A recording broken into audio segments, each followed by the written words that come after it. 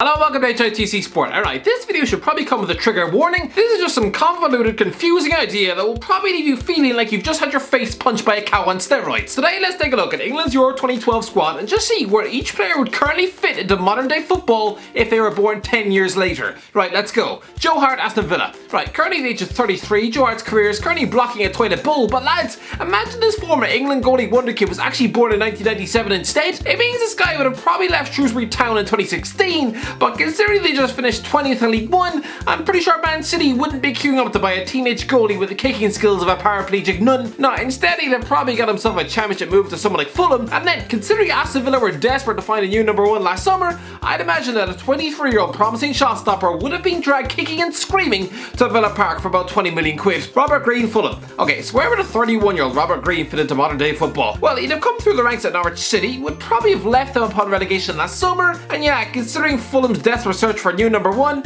he'd have probably wound up there. Jack Butland and Borussia Dortmund. Okay, this is pretty simple. Back in 2012, Jack Butland was being billed as a 19-year-old wonderkid shot stopper, despite being yet to make his championship debut for Birmingham City. I'm guessing when Borussia Dortmund came calling for Jude Bellingham last summer, and with the German board's fetish for budding young English wonder kids, they'd have probably left with Butland also stuffed in the same suitcase. Glenn Johnson, West Ham. Okay, most people probably assume that Glenn Johnson was just some bird brain right back, about as trustworthy as a babysitter who's recently been let out of prison. But lads, were he instead born in the mid-90s, then he'd currently be a 26-year-old right back who'd come through the West Ham Academy, and yeah, would probably still be there today. A comfortable mid-table right back. Martin Kelly at Liverpool. Yeah, why not? A 20-year-old right back like Martin Kelly, sure he'd still be at Liverpool, but very much playing the role of Nico Williams, i.e. sitting on the bench and desperately praying that Trent Alexander-Arnold slips in the shower. John Terry, Man United. Yeah, bit of a controversial one, but lads, John Terry swapped West Ham for Chelsea at the age of 14 in 1995, right? Great, but under the glorious riches of Roman Abramovich, I'm pretty sure that club now look at young British footballers the same way you'd look at an old woman taking a dump on the bus. As a result, would he have wound up at Stamford Bridge during an era where the club were chucking cash around like Monopoly money? No, I'm pretty sure in 2005 he'd have signed for Manchester United. We already know Fergie was a massive fan of the boy, and considering the way he fought over the likes of Chris Smalling and Phil Jones, the guy was desperate to build another British core, and so yeah, forget chucking 80 million quid. In this scenario, JT would be a 30-year-old one club captain at Manchester United, and considering this means he'd have spent 5 years learning from a mentor like Rio Ferdinand, I'm guessing he and Anton would probably be Bebo other halves. Phil Jones, Leicester. Okay, Man United fans must treat this video as some sort of Matrix-esque dream, because under these rules, you swapped a church gargoyle like Phil Jones for another world-class centre-half like John Terry. I mean, that's ridiculous. But lads, in this scenario, if Jones was instead born in 2002, then he'd only be 19, and I'm guessing Harry Maguire would still have quit Leicester, but for Man City in 2019, forcing Brendan Rodgers to dip into the championship for a promising Blackburn regular like Jones, only to quickly realise he's about as defensively sound as a dehydrated cowpat. Phil Jagielka at West Ham. Again, back in 2012, Phil Jagielka was a top-class Everton stalwart, but in this reality, where he'd be 28 in 2021, as opposed to a 40-year-old wet cheesecake, I'm guessing he'd currently be partnering Issa Diop in defence at West Ham, leaving Craig Dawson to rot like a Halloween pumpkin at Watford. Hear me out. Jagielka would still have come through the ranks of Sheffield United, but I think Chris Wilder could have convinced him to stay at Bramall Lane until last summer, helping them win promotion to the Premier League, before David Moyes would have eyed him up like a 4-star steak and dragged him in the door to West Ham. Julian Lescott, Everton. Okay lads, if Julian Lescott was born in 1992, then sure, he'd have come through the ranks at Wolves, but I'm sorry, after relegation to League One in 2013, then at just 21, he'd have stormed out of the utter circus, desperate to save a once promising career. So I'm guessing being part of a meatball defence embarrassingly relegated to the third tier might have damaged his credentials, but still, considering Everton's eye for a championship player, and Roberto Martinez sweating from the eyebrows over any half-decent ball-playing centre-half, then yeah, he'd have probably wound up at Goodison Park, and considering they're no longer a selling club, that's where he'd still be. Ashley Cole, Arsenal. Okay lads, can you imagine if there was currently a 30-year-old version of Ashley Cole in English football? Let's be honest, Cole quit Arsenal in 2006 because of a supposedly insulting wage offer of £55,000 a week. Cole, trust me, I would scoop out my liver with a knife and fork, whilst drowning my bowels in 6 litres of dog food to even get a sniff of such an offer. Good Christ. Come on, reality check, Ashley. But Arsenal juggling a stadium rebuild in 2006 were a lot more careful with their money than in modern times. Good Christ, they nearly punctured a hole in their bank account to pay Mezzano's on nearly £400,000 a week, and even then he was mostly left to rot on the couch. So yeah, in 2021, then a 30-year-old Cole will be a one-club man in North London, another footballing legend, close to having a statue built outside the damn ground, but of course earning £300,000 a week to keep him happy. Leighton Baines, Everton. Yeah, here we have a 26-year-old Leighton Baines chucking yet another left back onto the pile of fullbacks to give Gareth Southgate a headache this summer. Listen, he'd have come through the ranks of Wigan Athletic, sure, and would have lifted the FA Cup as an 18-year-old teenager under Roberto Martinez, and considering the Spaniard kept returning to that club to bring in fat sacks of wet fudge, then sure, he'd have demanded they sign this Wigan wonderkid left back as well. Yeah, a Kirkby-born scouser like Baines was all always destined to wind up at Goodison Park in any era. Jordan Henderson, Fulham.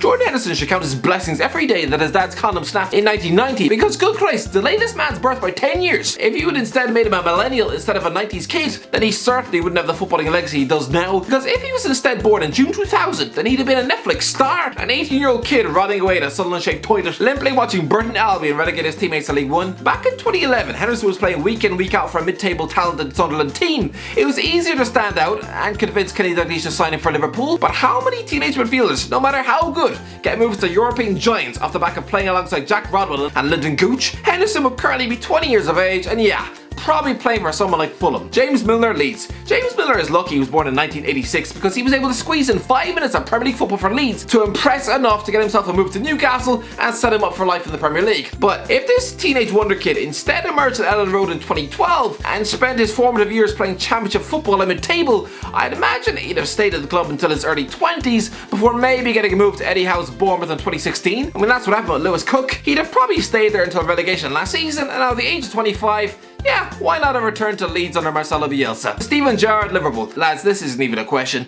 What Liverpool would do for even a 30-year-old Steven Gerrard operating in their midfield, emerging in 2008 as the midfield wonder kid under Rafa Benitez. You know, instead of Danny Guthrie, he'd have been the one replacing Xabi Alonso in midfield, with the Spaniards' perverse fantasies about Gareth Barry very quickly being flushed down a toilet bowl. So yeah, twinning Gerrard's prime years with Jurgen Klopp, it's mouth-watering. Scott Parker, Chelsea. Okay, where you want to start with Scott Parker's career? 10 years ago, he was a 30-year-old midfield workhorse swapping West Ham for Tottenham. But again, if he was instead born in 1990, I think he'd currently be at Chelsea. I have a feeling that Antonio Conte would have taken a liking to him. I'm not sure exactly why. Stuart Downing, West Ham. I'm not sure how Stuart Downing ever tricked Roy Hodgson into picking him for Euro 2012, considering he was already an expensive fat meatball flop at Anfield. But anyway, right, a 26-year-old Stuart Downing, well, considering Middlesbrough have mostly rotted in the Championship the last 10 years, he'd have left the club sooner than he did. I'm guessing a left-wing wonder kid ripping up the Championship would have been sold in 2015, probably to West Ham, where he'd still be now. Theo Walcott, Liverpool. Alright lads, if Theo Walcott was instead born in 1999, then he'd currently be 22 years of age and 100% a Liverpool player. It just makes sense. The guy was a boyhood Liverpool fan who idolised Michael Owen, and considering that club have since developed an unhealthy obsession with Southampton talent inside the last decade, then he'd have been the ideal, immediate 16-year-old teenage replacement for the outgoing Raheem Sterling in 2015. Alex Oxlade-Chamberlain, Liverpool. Yeah, for the same reasons as Theo Walcott. The Liverpool Chiefs are official Southampton stalkers. Ashley Young, Arsenal. Okay lads, where would Ashley Young be if he was 25 in modern day football? The guy began his career at Watford and might have stuck around to get them to that FA Cup final in 2018, but I'm pretty sure he'd been snapped up by a bigger club since.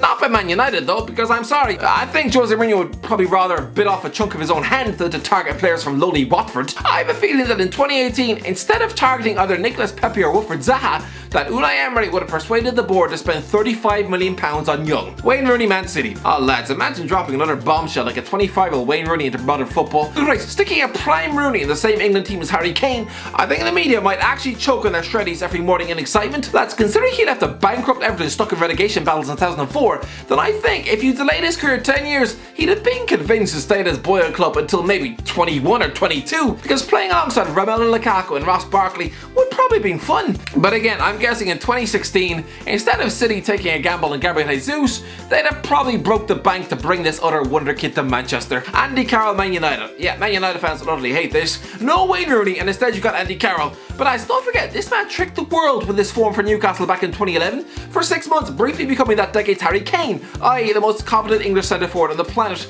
And considering Ole Gunnar Solskjaer's 2-year desperate hunt for a centre forward, then I can imagine that after a purple patch of form, Ashley would have shook them down for 50 million quid, before everyone quickly discovers that he's an injury-prone donkey with the predatory instincts of a wet cardboard box. Jermaine Defoe, West Ham. Lads, Jermaine Defoe was a top-class finisher, but let's be honest, his CV does not exactly scream ambition. The guy was perfectly happy to carve out a career mid-table. Don't forget, he only quit West Ham in 2004 because they were relegated, but lads, for the last decade, they've been a comfortable survivor in the Premier League. And so yeah, I'd imagine a 28-year-old Defoe would probably have spent the last 10 years scoring goals for that club and being worshipped as another cult hero, instead of nowadays when they'd probably gladly iron his tongue. Danny Welbeck, Man United. Yeah, can you imagine if a 20-year-old Danny Welbeck was coming through the ranks at Old Trafford alongside Mason Greenwood? They'd be hailed as the next Dwight York, Andy Cole double act. Just wait till they find out his limbs are made of mashed potato.